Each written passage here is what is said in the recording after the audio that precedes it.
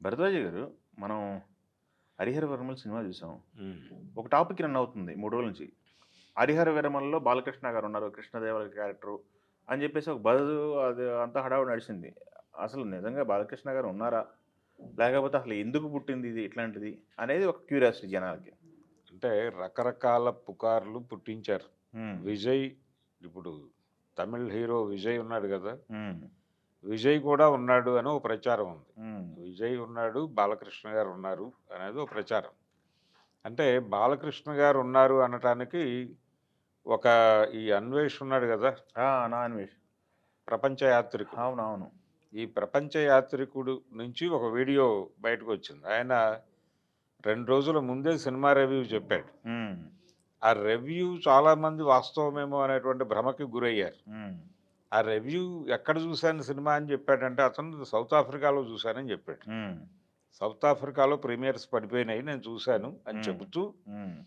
ఆ లైన్‌లో వెడుతూ కథని చెప్పే క్రమంలో ఇది 'హరిహర రాయల' కథ హ్మ్. అని చెప్పాడాయన. 'హరిహర రాయలు' ఎవరు? విజయనగర సామ్రాజ్య వ్యవస్థాపకుడు. ఆ! ఇద్దరూ వాళ్ళు. 'హరిహర రాయలు', 'బుక్క రాయలు'. అందులో 'హరిహర రాయలు' కథ ఇది హ్మ్. అని చెప్పి, ఆ 'హరిహర రాయలు' మనవడు కృష్ణదేవరాయలు. కృష్ణదేవరాయలు, నందమూరి బాలకృష్ణ గారు చేశారు ఈ సినిమాలో. చాలా అద్భుతంగా వచ్చినాయి ఆ సీన్‌లన్నీ అని చెప్పి, హ్మ్.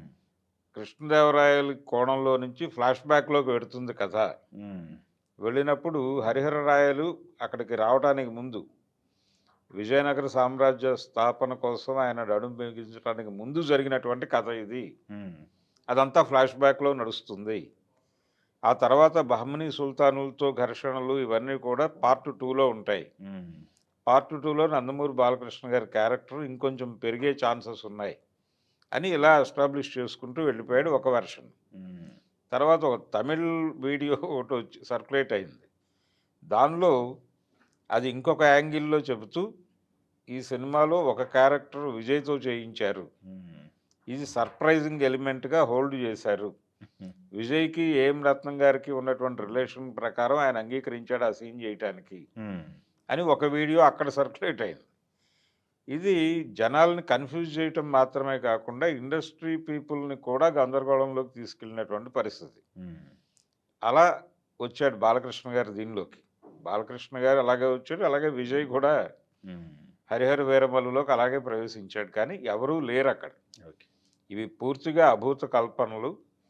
జనాల్ని ఇబ్బంది పెట్టటమే. ఓకే. అంటే వాళ్ళు సరదాగా చేసుండొచ్చు కానీ, సినిమాకి ఈ స్పెక్యులేషన్‌కి ఏ సంబంధము లేదు. ఇది టోటల్‌గా పవన్ కళ్యాణ్ సినిమా. ఓకే. Thank you.